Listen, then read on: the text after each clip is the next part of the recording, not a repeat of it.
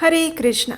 प्रत्येक मास में आती है पूर्णिमा तिथि और इसी विशेष फाल्गुन मास की पूर्णिमा तिथि की आप सबको बहुत सारी शुभकामनाएं। पूर्णिमा के अवसर पर भगवान विष्णु की विशेष पूजा आराधना करने का प्रावधान हमारे शास्त्रों ने बताया है। पूर्णिमा तिथि पर किया गया भगवान विष्णु का नाम जप, ध्यान, तप और दिया गया दान मनुष्य को परम आध्यात्मिक उच्च गति प्रदान करता है। और इस बार की पूर्णिमा तिथि विशेष है क्योंकि इसे गौर पूर्णिमा के नाम से भी जाना जाता है। ये वही दिन है जब भगवान श्री कृष्ण चैतन्य महाप्रभु के रूप में इस धरातल पर प्रकट हुए थे। पूर्णिमा के दिन पवित्र नदियों में स्नान, ध्यान, जप और तप करना चाहिए। अपनी क्षमता अनुसार योग्य स्थान पर योग्य व्यक्ति को कुछ न कुछ दान अवश्य देना चाहिए। ऐसा करने से मनुष्य के 4 पुरुषार्थ धर्म, अर्थ, काम और मोक्ष की पूर्णता होती है। तो चलिए आज पूर्णिमा के अवसर पर हम उससे जुड़ी हुई एक विशेष कथा का श्रवण करते हैं।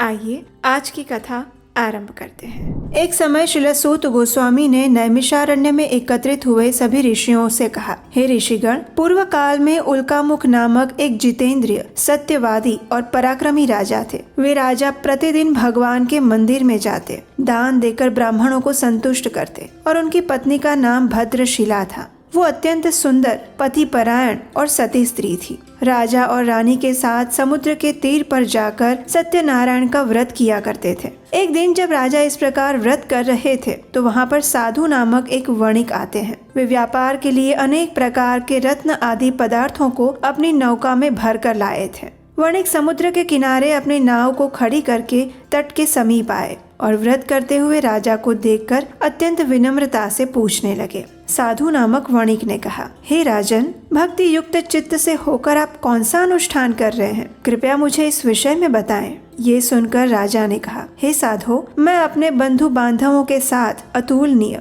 तेज युक्त भगवान विष्णु की पूजा कर रहा हूँ। मेरा ये व्रत संतान प्राप्ति के लिए है। तत्पश्चात साधु ने राजा को आदर पूर्वक प्रणाम किया और उनसे संपूर्ण व्रत की विधि जानी। साधु ने कहा, हे राजन, मैं भी ये व्रत करना चाहता हूँ। मेरी भी कोई संतान नहीं है, इसलिए कृपया मुझे आप इस व्रत की संपूर्ण विधि बताएं। राजा ने वणिक की इच्छा को पूर्ण करते हुए उस व्रत की संपूर्ण विधि कह सुनाई और वो सुनकर वणिक वहाँ से प्रस्थान कर गए। वे अपना कार्य पूरा करके आनंद के साथ अपने घर लौट आए और कुछ ही दिनों में उनकी पतिव्रता पत्नी गर्भवती हुई। उन्होंने एक सुंदर कन्या को जन्म दिया और वो कन्या शुक्ल पक्ष के चंद्रमा की भांति दिनों दिन बढ़ने लगी। उस वणिक ने उसका जात कर्म आदि संस्कार करवाए और उसका नाम कलावती रखा। एक दिन वणिक पत्नी लीलावती ने अपने पति से कहा, हे स्वामी, आपने पूर्व में जो सत्यनारायण व्रत करने की प्रतिज्ञा ली थी उसे अब आपको पूरा कर लेना चाहिए। तब उस साधु वणिक ने कहा, हे प्रिय, मैं कलावती के विवाह के समय ये व्रत करूंगा। इस प्रकार पत्नी को आश्वासन देकर साधु वणिक फिर से समुद्र के तट की ओर चले गए। इधर पिता के घर में कलावती बढ़ने लगी। योग्य समय आने पर पिता ने अपनी पुत्री को विवाह के योग्य देखा और फिर वे अपने बंधु बांधवों से परामर्श करके उसके लिए योग्य वर ढूंढने लगे और इस कार्य के लिए उन्होंने दूत को भेजा। दूत साधु का आदेश पाकर कांचन नगर में गया और वहां कलावती के योग्य एक उत्तम वर की खोज करके वहां से उस वणिक पुत्र को साथ लेकर लौट आया। साधु वणिक उस सुंदर और सद्गुणी वणिक कुमार को देखकर अत्यंत प्रसन्न हुए और अपने जाति बंधुओं के साथ मिलकर प्रसन्नता पूर्वक यथाविधि अपनी कन्या का उन्होंने विवाह करवाया। और दुर्भाग्यवश वह वणिक कलावती के विवाह के समय भी सत्यनारायण व्रत करना भूल गए और उसके बाद देव उन पर क्रुष्ट हो गए। कुछ दिनों बाद व्यापार में निपुण वणिक अपने श्रीमान जमाता के साथ व्यापार के लिए बाहर गए थे। राजा चंद्रकेतु के राज्य में समुद्र के पास रमणीय रत्नसार नगर में वे जा पहुँचे। वहाँ एक रहने का स्थान बनाकर अपना व्यापार चलाने लगे और उसी समय भगवान सत्यनारायण ने साधु नामक उस वणिक को मिथ्यावादी जानकर उसे श्राप देते हुए कहा, आज से कुछ ही दिनों में यहीं पर तुम दुख को प्राप्त करोगे। और उसी दिन एक चोर ने राजमहल में प्रवेश किया। उसने राजा का बहुत सारा धन चुराया और वो सब कुछ लेकर वो साधु के मकान के पास में रास्ते से जा रहा था। उसने मुड़कर पीछे देखा तो राजा के दूत उसके पीछे दौड़ रहे थे। वो भयभीत हो गया और चुराए हुए धन को वहीं पर छोड़कर भाग गया। दूतों ने आकर देखा तो साधु वणिक के घर में राजा का सारा धन पड़ा हुआ था। और फिर सभी सैनिकों ने साधु वणिक और उसके जमाता को पकड़ लिया, उन्हें बंदी बनाकर राजा के पास ले गए। और उस समय उनके संबंध में कोई भी विचार नहीं किया गया। उन्होंने बहुत प्रयास किया, लेकिन सत्यनारायण भगवान की माया से किसी ने भी उनकी एक भी बात नहीं सुनी। तत्पश्चात राजा चंद्रकेतु ने उनकी सारी धन संपत्ति छीन ली। दूसरी ओर भगवान सत्यनारायण के श्राप के कारण साधु वणिक के घर में लीलावती और कलावती पर भी दुख आ पड़ा। घर में जो कुछ भी धन संपत्ति थी वो सारी चोरों ने अपहरण कर ली। लीलावती मानसिक और शारीरिक व्याधि से और भूख तथा प्यास से पीड़ित होकर घर घर भटकने लगी। और इस प्रकार कलावती भी एक दिन अन्न के लिए भटक रही थी। एक दिन भूख से व्याकुल कलावती घर से निकलकर किसी ब्राह्मण के घर पहुंची। उसने वहां पर देखा कि भगवान सत्यनारायण का व्रत हो रहा है। वो वहीं पर बैठ गई और कथा सुनकर उसने भगवान से अपने मनोरथ की पूर्ति हेतु प्रार्थना की। तत्पश्चात वह प्रसाद लेकर उसी रात को अपने घर लौट आई। आने में विलंब होने के कारण लीलावती ने अपनी पुत्री को डांटा और उससे कहा, हे पुत्री, तू इतनी रात तक कहाँ थी? तब कलावती ने उत्तर दिया, माता, ब्राह्मण के घर पर सत्यनारायण भगवान का व्रत था, मैं उसी को देख रही थी। भगवान सत्यनारायण का व्रत संपूर्ण मनोरथों को पूर्ण करने वाला है। अपनी पुत्री की ये बात सुनकर लीलावती को पूर्व काल में किया हुआ संकल्प याद आया और फिर वो भगवान सत्यनारायण का व्रत करने के लिए तैयार हुई। उस साध्वी साधु पत्नी ने सुहृद बंधुओं के साथ मिलकर सत्यनारायण भगवान का व्रत किया और भगवान से प्रार्थना करते हुए कहा, हे प्रभु, आप कृपा करके मेरे स्वामी और जमाता को शीघ्र ही घर भेज दीजिए। उसने भगवान सत्यनारायण से बार बार ये प्रार्थना की और अपने पति तथा दामाद का अपराध क्षमा करने की याचना की। वणिक पत्नी के व्रत से भगवान सत्यनारायण प्रसन्न हो गए। उन्होंने श्रेष्ठ राजा चंद्रकेतु को स्वप्न में दर्शन दिया और उनसे कहा कि हे राजन, प्रातः होते ही दोनों वणिकों को छोड़ देना। उनका जो धन छीना है उसे दुगना उन्हें देना, नहीं तो मैं राज्य, धन और पुत्र के साथ तुम्हारा विनाश कर दूंगा। इतना कहकर भगवान वहां से अंतर्ध्यान हो गए। प्रातःकाल होते ही राजा सभा में गए और स्वजनों के साथ वहां बैठकर दूतों को आज्ञा दी कि अभी जाकर उन दोनों बंदी महाजनों को छोड़ दिया जाए। राजा की आज्ञा पाकर दूतों ने दोनों महाजनों को मुक्त किया और उन्हें साथ लेकर विनय पूर्वक राजा से कहा, हे राजन, हम दोनों को हथकड़ी और बेड़ी से खोलकर यहाँ पर लेकर आए हैं। और उसी समय उन दोनों को अपने मन में पुरानी बात का स्मरण हुआ।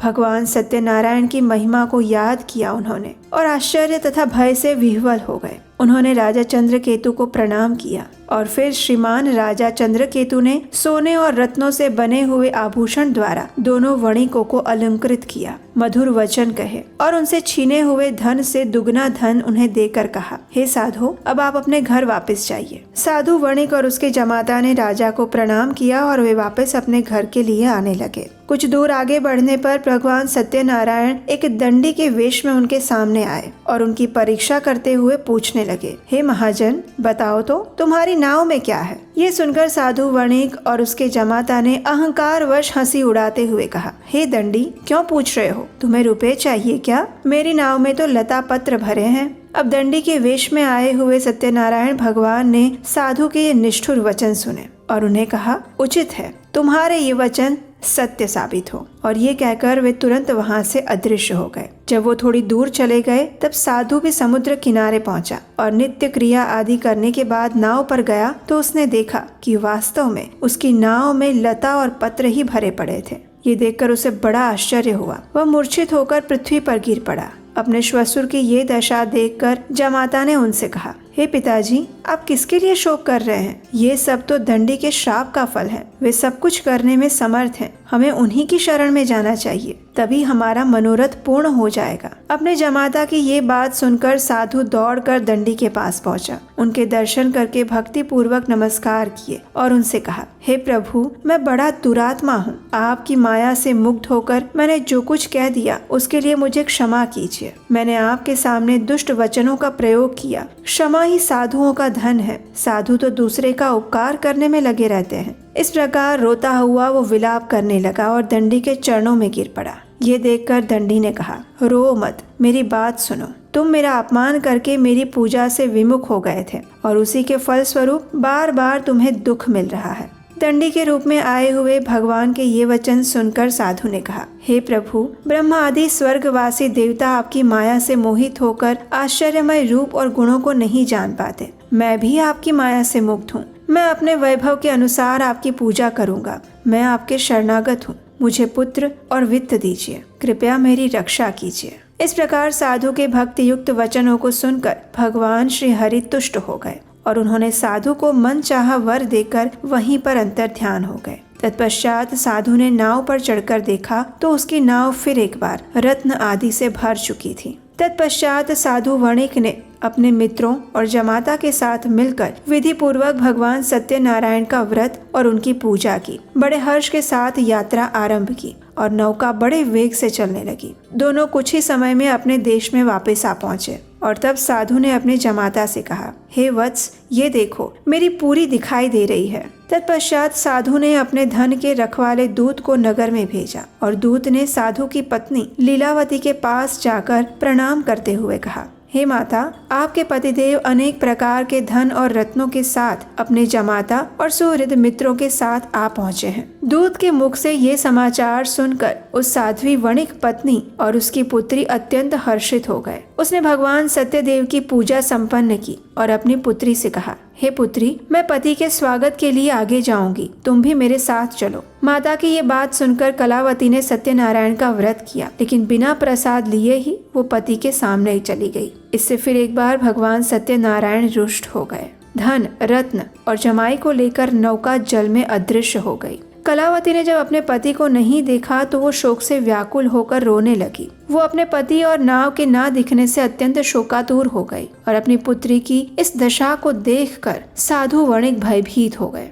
लीलावती अपनी कन्या को गोद में लेकर रुदन करने लगी। कन्या कलावती ने स्वामी को डूबा हुआ जानकर दुखी हृदय से पति की पादुकाओं को लेकर सती होने का निश्चय किया। धर्म को जानने वाले साधु वणिक अपनी कन्या की ये स्थिति देखकर अत्यंत शोकातुर हो उठे और उन्होंने मन ही मन सोचा, निश्चय ही भगवान सत्यदेव की माया के द्वारा ही मेरे जमाता हारे गए हैं। मैं अपने वैभव के अनुसार उनकी पूजा अर्चना करूंगा। और फिर साधु वणिक ने वहाँ पर सभी लोगों को बुलाया, ये बात कही, अपना मनोरथ व्यक्त किया और बार बार भगवान सत्यदेव को प्रणाम किया। और तब एक आकाशवाणी हुई जिसने कहा, हे साधो, तुम्हारी कन्या मेरे भोग प्रसाद का तिरस्कार करके अपने पति के पास आ गई थी, इसीलिए उसका पति अदृश्य हो गया है। अब वो घर जाए, प्रसाद लेकर लौट कर आए और तब अवश्य ही उसे स्वामी का सुख प्राप्त होगा। जब कलावती ने आकाशवाणी में ये बात सुनी तो वो तुरंत घर चली गई और वहाँ जाकर उसने प्रेम पूर्वक श्रद्धा के साथ प्रसाद लिया। और जब वो वापस आई तो उसने अपने पति को, नाव को और समस्त बंधुओं को साथ में देखा।